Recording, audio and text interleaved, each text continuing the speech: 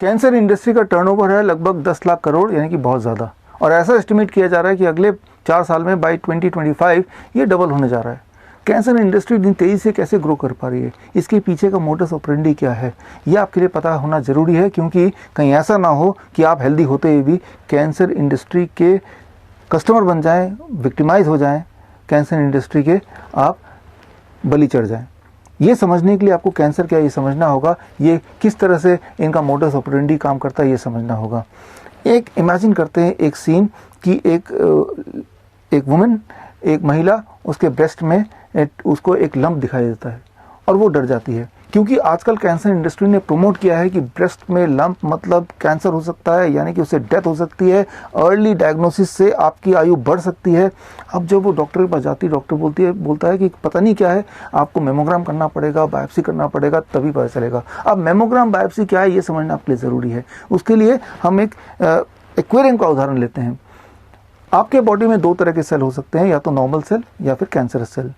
Normal cell is equal to सोता हुआ मछली और cancerous cell is equal to a जगा हुआ मछली। इतना समझ लीजिए, सोती हुई मछली यानी कि नॉर्मल सेल और जगी हुई मछली यानी कि कैंसर सेल। इतना आपने समझ लिया। अब मान लीजिए मैं आपको बोलता हूं कि देखते हैं कि ये सो रहे हैं कि नहीं, ये जगह कैसे पता चलेगा। आप बोलते हैं डायग्नोस करके देखते हैं। डायग्नोस मतलब कि हाथ डाल के मैं एक मछली को उठा के देखूंगा कि उसकी आंखें बंद हैं खुली हैं, टू डिसाइड कि सो रही हैं या जग रही हैं। होगा क्या, अगर तो वो सो भी रही थी, जैसे ही आपने हाथ अंदर डाला और उसको उठाया वो डिस्टर्ब हो गई और उसकी आंखें खुल गई, और आप बोलेंगे देखो ये तो जग रही, सो तो रही नहीं। और ऐसे में पानी पूरा डिस्टर्ब हो गया और बाकी मछलियां जो सो रही थी वो भी, उनकी आंखें भी खुल जाएंगी। ठीक इसी तरह से प्रिंसिपली काम करता है mammogram and biopsy. Biopsy itself causes cancer in many cases. अब डॉक्टर क्या बोलेगा, देखो मुझे तो पहले ही शक था, देखो ये कैंसर निकला, अब ऐसा करो कीमोथेरेपी करा लो, सर्जरी करा लो, रेडिएशन करा लो। याद रखिए, chemotherapy causes cancer. Chemotherapy definitely shrinks the tumour but at the cost of spreading the cancer elsewhere. तो ये तो हो गया एक उदाहरण महिला सेंट्रिक। अब एक और उदाहरण लेते हैं मेल सेंट्रिक।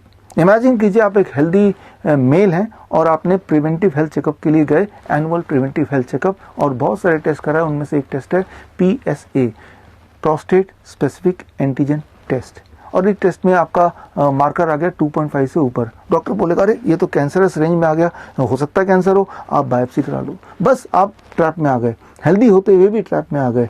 एक्चुअली जो PSA है, प्रोस्टेट स्पेसिफिक एंटीजन, इसके जो डिस्कवरर हैं उनका नाम है रिचर्ड एबलिन।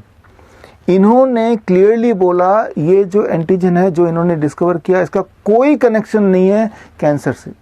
ऐसा भी हो सकता है कि प्रोस्टेट स्पेसिफिक एंटीजन किसी का बहुत हाई है लेकिन उसके बॉडी में कोई कैंसर नहीं है, और ऐसा भी हो सकता है प्रोस्टेट स्पेसिफिक एंटीजन किसी का लो है लेकिन उसके बॉडी में कैंसर है। There is no correlation. इस पे इन्होंने पूरी बुक लिखी, रिसर्च पेपर डाले।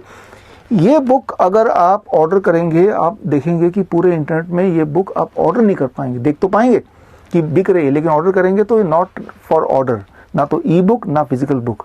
बड़ी मुश्किल से यूरोप से मैंने अपने दोस्तों से ढूंढ के इसकी कॉपी मंगाई है, ताकि कहीं ऐसा ना हो कि ये सच्चाई लोगों तक पहुंच जाए। इसलिए इसका जो डिस्ट्रीब्यूशन है, इस किताब का जो सेल है वो भी रोक दिया गया है।